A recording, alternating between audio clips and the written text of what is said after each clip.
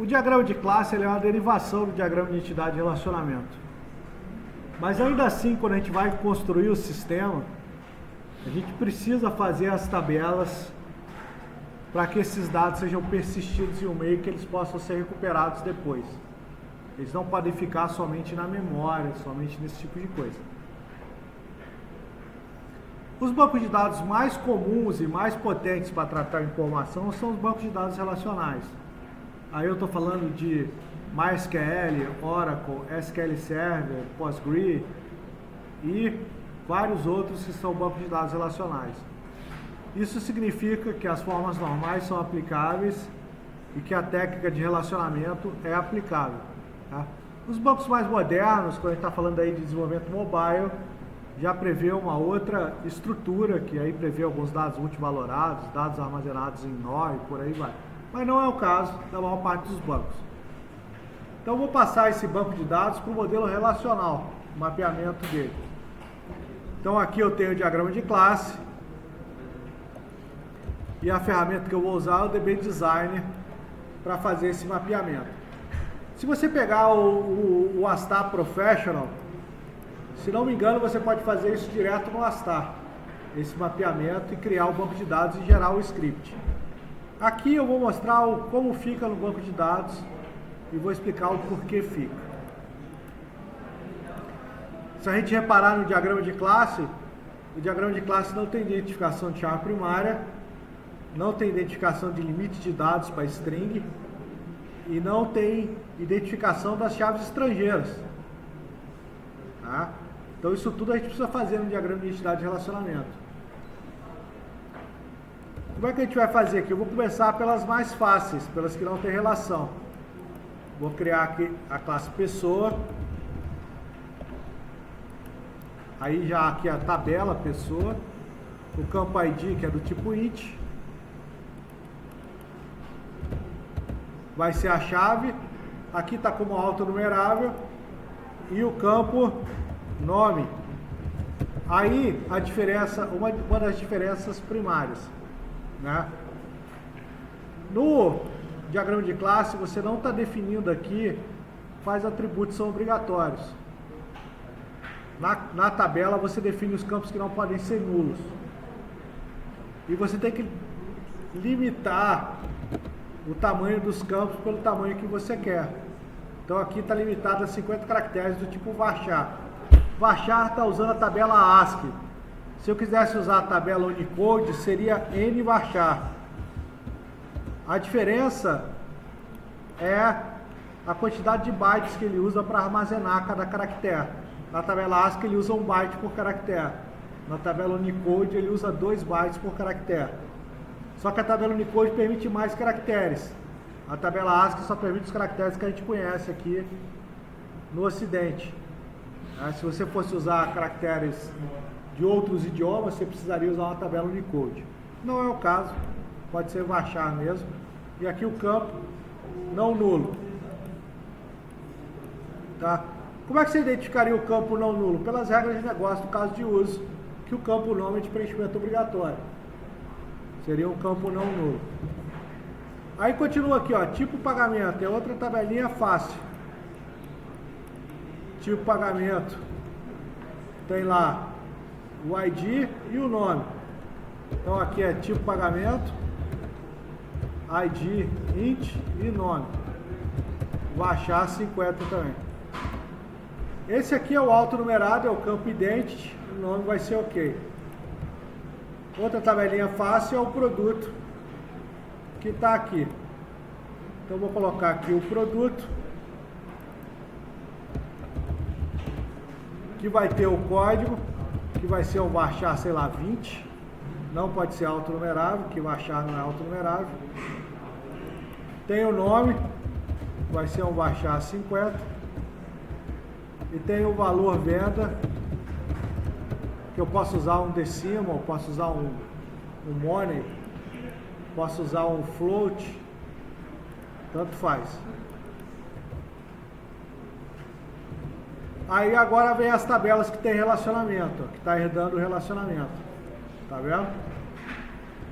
Então a primeira tabela é o caixa. Vou colocar o caixa. Aí vou colocar os campos que eu conheço do caixa aqui no meu diagrama de classe. Ó. Código caixa. Data de abertura. Data, hora, né, de abertura que a gente colocou. Tipo date, data, hora, fechamento. Esse date aqui, ele aceita a data e hora integrado. E valor de abertura, que é do tipo decimal. Quais campos que são obrigatórios? A data de abertura e o valor de abertura. Por que que a data, hora e fechamento não é obrigatório? Porque enquanto ele estiver aberto, ele não tem a data e hora de fechamento. E tem aqui a informação de fechado, não, no caixa não. Ok, ok. O caixa, ele está se relacionando o quê? Com pessoa. Então aqui, ó, eu vou usar esse cara aqui, ó, que é o 1 para vários. Clico aqui, ele já criou a chave estrangeira aqui, ó. Aí aqui eu vou colocar ID pessoa. No nome da relação, ele vai criar o campinho aqui, ID pessoa, como chave estrangeira. No banco de dados, você precisa representar as chaves estrangeiras, porque as relações criam chaves. Beleza? Aí aqui vem a venda. A venda. Quais campos que a gente conhece da venda? A venda tem um ID que vai ser autonumerável e não nulo. Tem a data e hora início, que é do tipo date, data, hora, fim, que é do tipo date. E se a venda está fechada ou não, que é do tipo ball. Os campos que são obrigatórios é data e hora início e fechado, que mesmo que não tiver fechado vai estar como 0. É aberto. Data e hora e fim é nulo, porque quando abrir está nulo. Ok, a venda. A venda está se relacionando com o tipo de pagamento. Então aqui, ó, tem uma relação que gerou a chave estrangeira aqui, ó, e esse cara aqui é o ID tipo pagamento. Ok, ok. Aqui é que vem o grande problema, que esse cara aqui exige que eu crie a tabela produto-venda.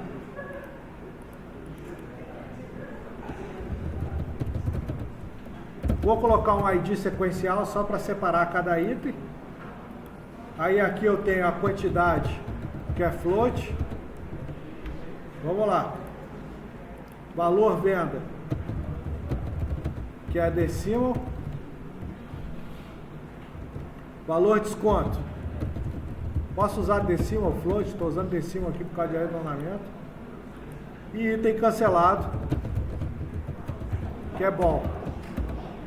Os campos que são obrigatórios, quantidade, que vai ser 1 ou mais de 1, ou pode ser um valor decimal se estiver vendendo 0,3 gramas de um produto. Valor de venda, valor de desconto, sempre vai ter lá 0. Item cancelado vai ser 0,1, que o bom é 0,1, então ele ou não vai estar cancelado ou vai estar cancelado. Todos os campos obrigatórios, ok. Aqui vai ter que vir a chave da venda,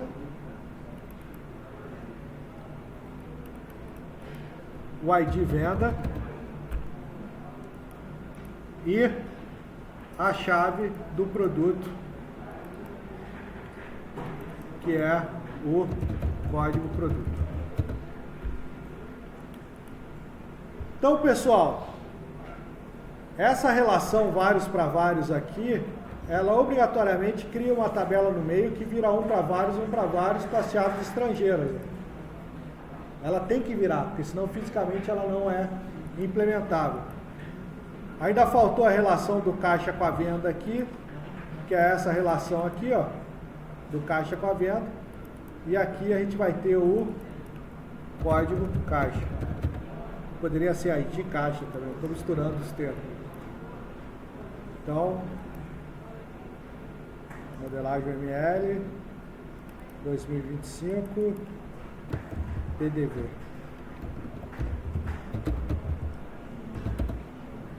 Esse aqui é a análise do PDV.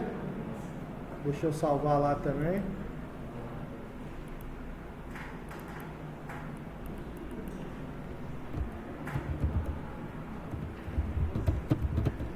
Quando você... Opa! Era para salvar você como modelagem PDV. O ML PDV. Esse cara aqui, que é o diagrama de classe, ele obrigatoriamente vai virar esse cara aqui, ó. E é por isso que eu não aceito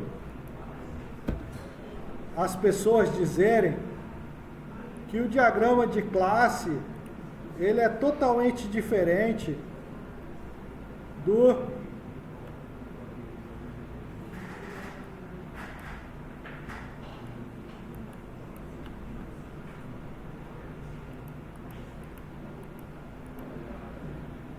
ML.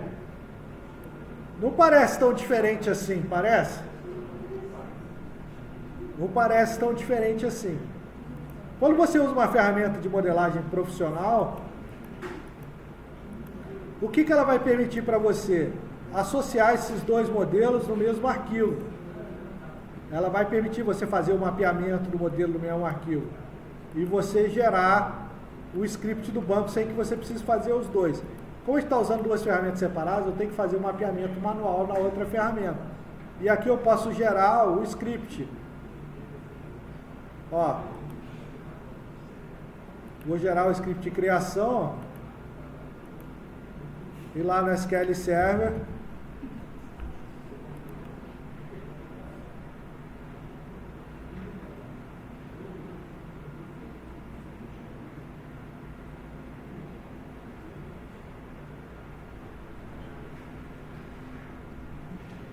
eu vou criar um banco PDV, vou rodar esse script e vai estar lá minhas tabelinhas criadas.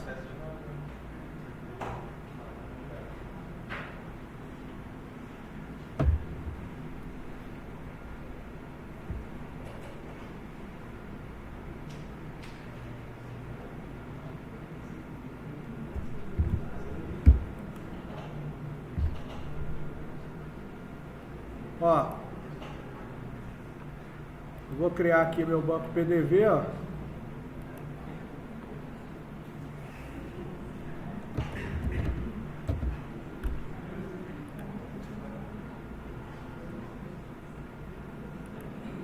Vou abrir aqui o script.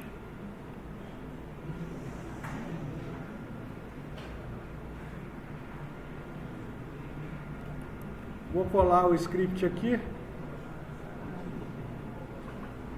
Vou mandar executar. Ele não tem o tipo ball, é bit no SQL Server. Isso é porque eu criei errado lá, bit. Mandar executar. Foi. Tá aqui as tabelas criadas. Se eu abrir o diagrama aqui, ele já criou para mim, inclusive, com as relações. Salvei. Já está criada a minha tabela, que vai atender a esse sistema que eu modelei. Então esse foi o mapeamento objeto relacional do campo. Aqui tem que ser bit, tá?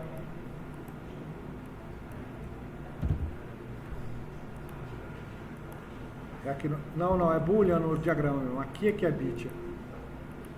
Aqui não existe o ball lá, aqui tem que ser bit. No SQL Server não existe o ball, é só bit. Lá na classe é boolean mesmo. Ok. Ok. Fechamos.